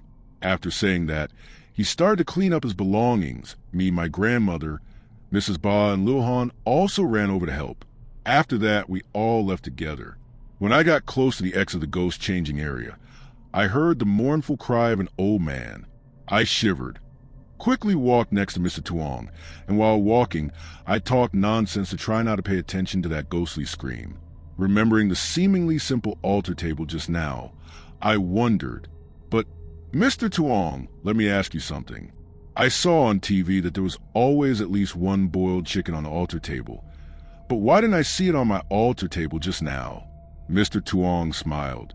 "Well, think about it. Mrs. Ba's family is so poor. Where can we get a chicken to hold the ceremony? That's why I couldn't invite any gods to protect me. So I couldn't fight against the wandering souls and ghosts of Mr. Ba. I almost capsized the boat in the ditch." I sighed, looking at him and then at Mrs. Ba. Life in the countryside was indeed lacking in many things, but they always took care of each other. After walking a little while longer, we arrived at my maternal grandparents' house. Mr. Tuong Han and I said goodbye to each other and went home. Because since last night, no one had a good night's sleep. Everyone was exhausted, no energy left to go out. Once inside the house, I quickly took my clothes to the back of the house to take a shower to cool off, then went straight to the grandmother's room to take a nap. As soon as I laid down, I gradually fell asleep. A week later, T was discharged from the hospital. The day he returned home, Tuong Han and I went to visit him. Seeing that he was no longer a problem, Tuong Han and I breathed a sigh of relief. It was just that his legs and arms were still in casts, so he still couldn't do his personal activities alone.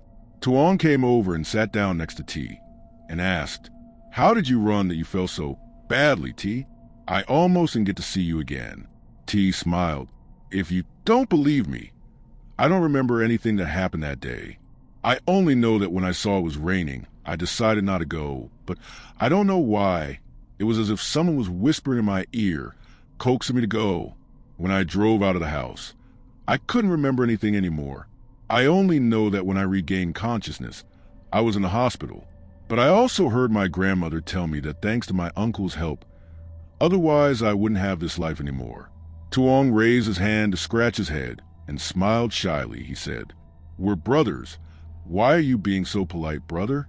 Your family also helped me when I was in trouble. I can't repay you enough." We stayed a little longer and then left to give him time to rest and recuperate. Leaving Mrs. Ba's house, Han looked around and said, "Lin, where are you going today?" I shook my head. "I don't know either. We haven't made any plans yet." Han smiled, pointed at the boat tied to the riverbank of Mr. Tuong, and suggested, "How about you and Mr. Tuong go to the district's floating market today to see for yourself?" I heard that and excitedly replied, Okay, I want to go too." Little Han turned to look at Mr. Tuong and asked, "Are you busy today? If not, can you row the boat to take us to the floating market?" Mr. Tuong thought for a moment and then replied, "I'm not busy today either. Let's go with you." After saying that, we got on the boat, pulled up some bamboo shoots, and rowed away. The road to the district market had to go through a long canal with rows of water coconuts and fish rafts of the rich people in the village on both sides. Occasionally, a few clumps of water hyacinth drifted past the sides of the boat. After a while, there would be an old cypress tree with its trunk bent down, casting a cool shade on the water. It was only 7:45 now, so the sun was not too harsh, and the morning air in the countryside was extremely pleasant because there were many rivers here. The most common means of transportation for people was still boats. From afar, a large ship was approaching. I looked at the ship and then looked down at my boat, and in my mind I was playing lotto. That ship must be 15 times bigger than my boat. Seeing that ship getting closer and closer, my palms were sweating. Han sat at the bow of the boat and saw that I looked a bit scared. So she reassured me. "That's a barge. Don't be afraid. Our boat won't pass by it. Don't worry. Do you see that fork over there? We'll turn right when we get there." I looked in the direction Han pointed and breathed a sigh of relief, because that fork was only a few meters away from us. After turning right, I felt really relieved. To be honest, when I saw that huge barge, I felt embarrassed standing on the shore, let alone now that I was on the river. If it had crashed into our boat, I would have been reincarnated. How could I have survived? While I was lost in thought, Tuong, who was sitting behind me, suddenly spoke up, "Lin, look under the water." I was startled and quickly looked in the direction he was pointing. I was both surprised and delighted to see a school of about a dozen fish floating on the surface of the water, about a meter away from us. I didn't know what kind of fish they were, but I knew that there was a fish with all kinds of colors. I guess that it must have had a genetic mutation to have so many colors. Otherwise, normal fish wouldn't have such a sharp appearance. After walking a little further, we arrived at the district's floating market. It was extremely bustling here. They sold all kinds of goods. Whatever the market on the shore sold, the market on the river also sold. They hang the items they sell on a tree, so that everyone knows that tree is called the Bio tree. They sell a lot of agricultural products here, especially the prices are extremely cheap, almost half cheaper than in the city. I eagerly looked back and forth, wishing I had 2 pairs of eyes to see quickly and cover everything. I pointed to the nearby vermicelli boat. I opened my eyes in surprise and asked Mr. Tuong, "Do they sell vermicelli here too?" Mr. Tuong nodded. "Of course. We have everything here. If it's sold on the shore, it's also sold here." I happily clapped my hands and said, "Today I'll treat everyone. You and Han can freely buy whatever you like." We swam back to the vermicelli boat and ordered 3 bowls. The woman selling vermicelli was also from the village, so she was very happy to see us. After we finished eating, we swam around to buy what I needed and what was new for me to buy as gift when I returned to the city. When we were ready to swim back, it was almost noon. The things that Tuong, Han, and I bought were piled up in the middle of the boat. Just like when we left, Tuong and Han sat at the front of the boat, the other at the back, holding the oars together. Passing by the old Kogon tree, I don't know why I looked up at the top of the tree. I was shocked to see an old woman sitting there. Seeing me looking, she burst out laughing and jumped into the water. I was scared and screamed. Tuong and Han looked at me worriedly. Tuong asked quickly, "What's wrong with you, Lin? Why are you screaming all of a sudden?" I pointed at the top of the Kogon tree, my mouth stuttering, unable to form words. Han looked in the direction I pointed. She suddenly made an sound as if she understood something. She said, "Did you see the ghost of an old woman sitting on the top of the tree?" I was surprised and opened my eyes wide. "Oh, right. How did you know? Did you see it too?" Han shook her head. "No, I didn't see it. I just heard people say that when passing by here at noon or in the evening. Anyone with a weak heart will see the ghost of an old woman sitting on the top of the tree. When she sees people looking at her, she will laugh out loud and jump into the water. But didn't you hear the old people say that the tree and the tamarind tree are inhabited by ghosts? So you dare to look up there at noon." I was bewildered. I really didn't know about that. If I knew, even if I had 10 more guts, I wouldn't dare to do such a foolish thing. After being scared by that old woman's ghost, I didn't dare to look around until I got home. When we got to Tuong's wharf, we carried the stuff up to the shore together. Tuong and Han helped me bring the stuff to my grandmother's house. Then they both said goodbye to me and left. My grandmother looked at the pile of stuff on the bed and asked in surprise, "What did you buy that with so much?" I smiled and replied, "I bought it for my grandmother and my parents. I found everything here cheap, and the handmade items were so beautiful. That's why I bought so much." My grandmother and I finished sorting the stuff, and it was almost 1 p.m. My grandmother pointed to the kitchen and said, "I just baked some sweet potatoes. Come down and eat them and then take a nap to feel better." I said yes to my grandmother and went down to the kitchen to get some sweet potatoes from the oven to eat. After eating, I went into my grandmother's room and took a long nap. When I woke up, it was almost 4 p.m. going out to the front house. I saw my grandmother watering the vegetable beds. I was about to call her when she shouted from outside, "Han came to look for you earlier, but she saw that you were asleep, so she went home. Go to her house and see if she is looking for you." I said yes and quickly went to Han's house. Halfway there, I saw her. She was sitting and playing the bamboo house with some children in the village.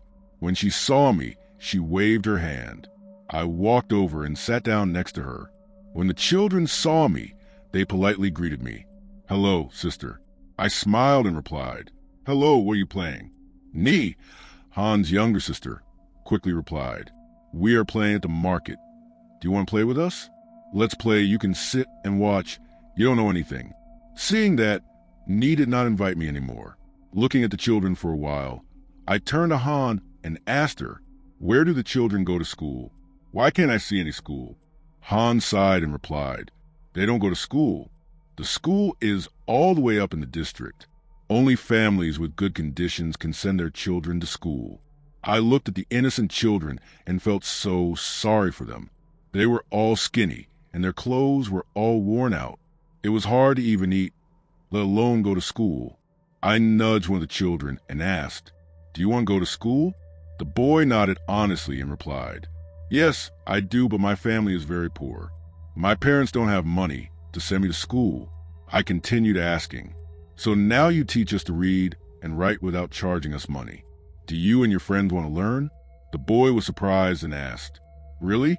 You teach us without charging us money?" I nodded in front of the children's expectant eyes.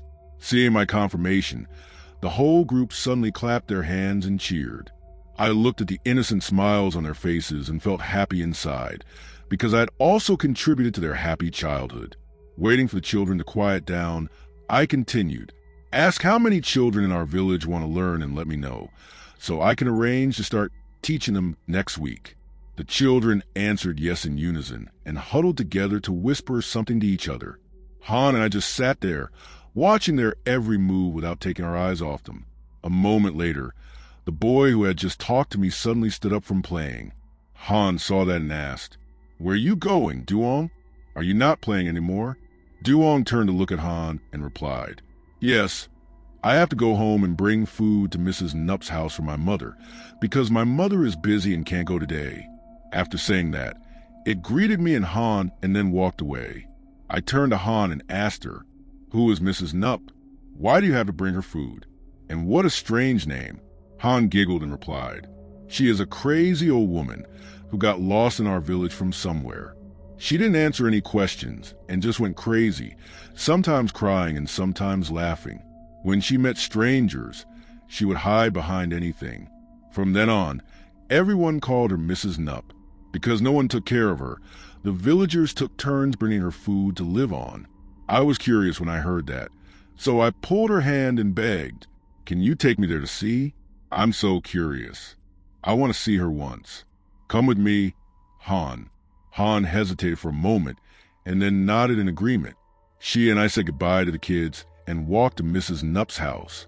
After walking for a while, I saw Duong, Han, and I quickly walked towards her. Seeing me and Han, she asked in surprise, "Are you two looking for me for something?" I shook my head. No, I'm not looking for you. I just want to go see Mrs. Nup. Since I happen to meet you, I'll come with you." Duong nodded and carefully carried the bowl of rice in his hand and continued walking. Han and I also walked silently beside him. It was now late afternoon. The sunset gradually dyed everything. In the sky, flocks of birds kept flying back to their nests. We kept walking towards the end of the village. Just when I was about to lose my patience, Duong suddenly stopped in front of a dilapidated thatched house, only about 30 steps from the entrance to the changing grounds. He pushed the door open and walked inside. Han and I followed behind.